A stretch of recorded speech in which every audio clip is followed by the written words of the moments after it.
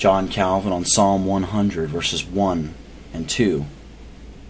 Make a joyful noise unto the Lord, all ye lands. Serve the Lord with gladness. Come before his presence with singing. Serve the Lord with gladness. Come before him with joyful songs. The prophet commands that God should be served with gladness, intimating that his kindness towards his own people is so great as to furnish them with abundant ground for rejoicing. This is better expressed in the third verse, in which he first reprehends the presumption of those men who had wickedly revolted from the true God, both in fashioning for themselves many gods, and in devising various forms of worshipping them. And as a multitude of gods destroys and suppresses the true knowledge of one God only, and tarnishes his glory, the prophet with great propensity calls upon all men to bethink themselves and to cease from robbing God of the honor due to his name, and at the same time inveighs against their folly in that, not content with the one God, they became vain in their imaginations.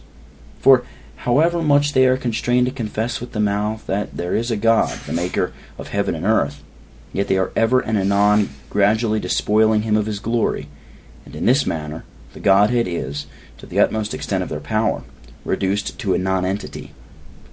As it is then a most difficult thing to retain men in the practice of the pure worship of God, the prophet, not without reason, recalls the world from its accustomed vanity, and commands them to recognize God as God.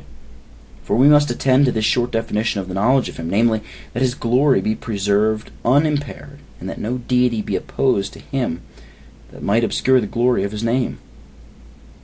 True, indeed, in the papacy, God still retains his name, but as his glory is not comprehended in the mere letters of his name, it is certain that there he is not recognized as God. Know, therefore, that the true worship of God cannot be preserved in all its integrity until the base profanation of his glory, which is the inseparable attendant of superstition, be completely reformed.